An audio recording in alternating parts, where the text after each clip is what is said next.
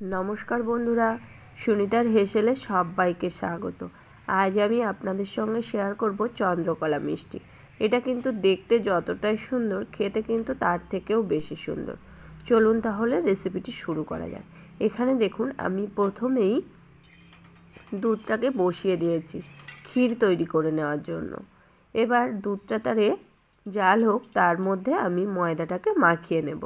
তার জন্য এখানে আমি একটা বড় সাইজের বোল নিয়েছি, তার মধ্যে নিয়েছি 1 বাটি ময়দা, নিয়েছি স্বাদ অনুযায়ী একটু লবণ, আর নিয়েছি সামান্য একটু চিনি, নিয়ে নেব 2 চামচ ঘি। এবার এই সমস্ত কিছুকে আমি খুব ভালো করে ময়াম দিয়ে একটা মসৃণ ডো তৈরি করে নেব। যেমন আমরা লুচি তৈরি করি সেই রকমই আমরা একটা ডো তৈরি করে নেব। খুব বেশি নরম ডো কিন্তু তৈরি করব না, আবার খুব বেশি শক্ত ডো কিন্তু তৈরি করব না। আমরা মিডিয়াম একটা ডো তৈরি করে নেব। কেন দেখুন আমি অল্প অল্প করে জল দিয়ে একটা মসৃণ ডো তৈরি করে নেব।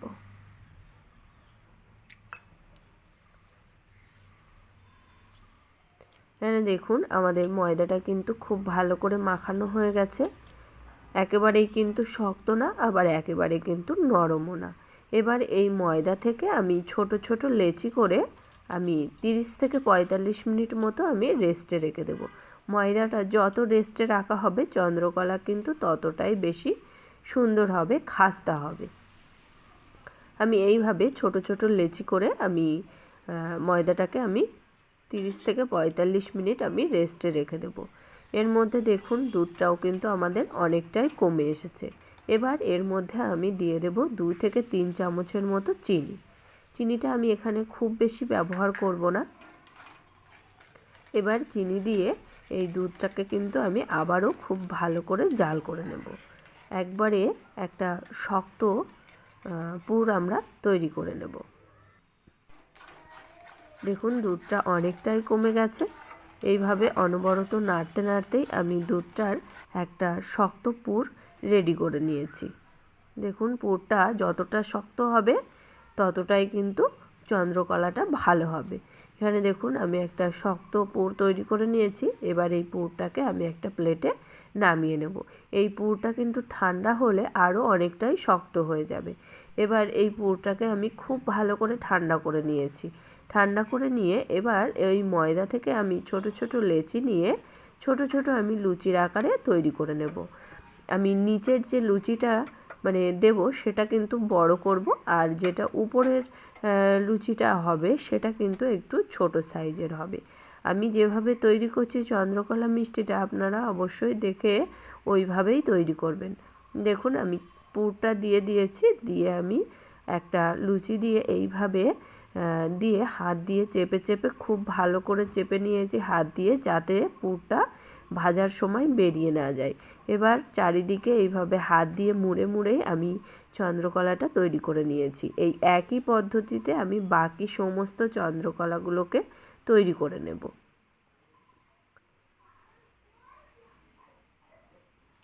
আমি আবারও একটা দেখিয়ে দিচ্ছি। এটা বানানো কিন্তু খুবই সহজ। দেখুন আমার সমস্ত চন্দ্রকলাগুলো তৈরি হয়ে গেছে। এবার আমি ভাজার জন্য দিয়ে দিয়েছি এখানে পরিমাণ মতো কড়াইতে সর্ষের তেল, এখানে আমি সাদা তেল দিয়েছি। এবার আমি এর ভেতরে সমস্ত চন্দ্রকলাগুলোকে দিয়ে দেব। আর চন্দ্রকলাগুলো যখন আমি দেব অবশ্যই গ্যাসের আঁচটা লোতে করেই দিতে হবে, আর তেলের টেম্পারেচার কিন্তু খুব বেশি হওয়া যাবে না। আমি এখানে লো আছে চন্দ্রকলাগুলোকে এপিট ওপিট উল্টে গোল্ডেন ব্রাউন কালার করে ভেজে নেব।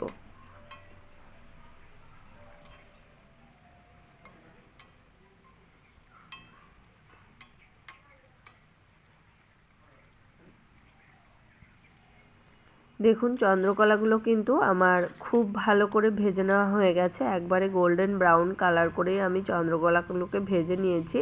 এবার এই চন্দ্রকলাগুলোকে আমি তুলে নেব।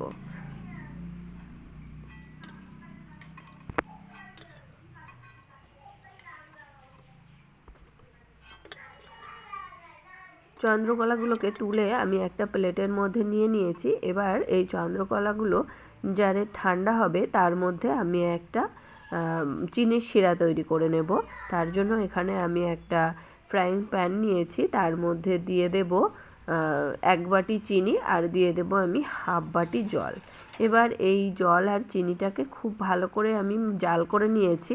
এবার এর মধ্যে আমি দিয়ে দিয়েছিলাম 2টো এলাচ আর দিয়ে দিয়েছিলাম সামান্য একটু ফুড কালার।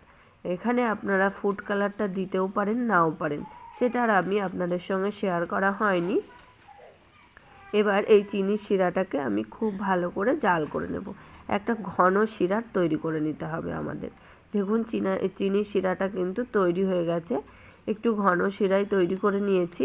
এবার এই চন্দ্রকলাগুলোকে আমি এপিঠ ওপিঠ চিনির শিরার মধ্যে ডুবিয়ে নিয়েই আমি তুলে নেব। খুব বেশিক্ষণ কিন্তু চিনির শিরার মধ্যে রাখা যাবে না। আর চন্দ্রকলাগুলো কিন্তু অবশ্যই ঠান্ডা হতে হবে। গরম থাকলে চিনির শিরার ভিতরে দেওয়া যাবে না, কেননা তাই না হলে কিন্তু যে মচমচে ভাবটা সেটা কিন্তু আর থাকবে না। এইভাবে আমি সমস্ত চন্দ্রকলাগুলোকে চিনির শিরার মধ্যে ডুবিয়ে নেব।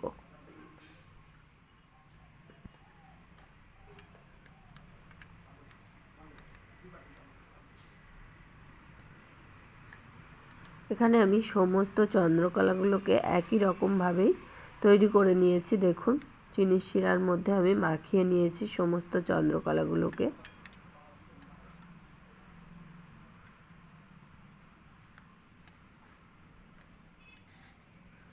এবার আমি আপনাদেরকে একটা ভেঙে দেখাচ্ছি কতটা মচমচে হয়েছে। এটা যতটাই মচমচে হবে ততটাই কিন্তু খেতেও ততটাই সুন্দর হবে। আর পুরগুলো কিন্তু একেবারেই বেরিয়ে যায়নি, একই রকমভাবেই পুরগুলো আছে। এটা কিন্তু ঠান্ডা হয়ে গেলেও একই রকমই মচমচে থাকবে। তাহলে বন্ধুরা তৈরি হয়ে গেল আমাদের চন্দ্রকলা মিষ্টি। আমার এই চন্দ্রকলা মিষ্টির রেসিপিটি কেমন লাগলো অবশ্যই কিন্তু কমেন্ট করে জানাবেন। যদি ভালো লেগে থাকে তাহলে একটা লাইক করবেন আর সাবস্ক্রাইব করে পাশে থাকার অনুরোধ রইল। তাহলে আজকের মতো এই পর্যন্তই। আবার দেখা হবে নতুন কোনো রেসিপি নিয়ে। ভালো থাকবেন, সুস্থ থাকবেন। ধন্যবাদ।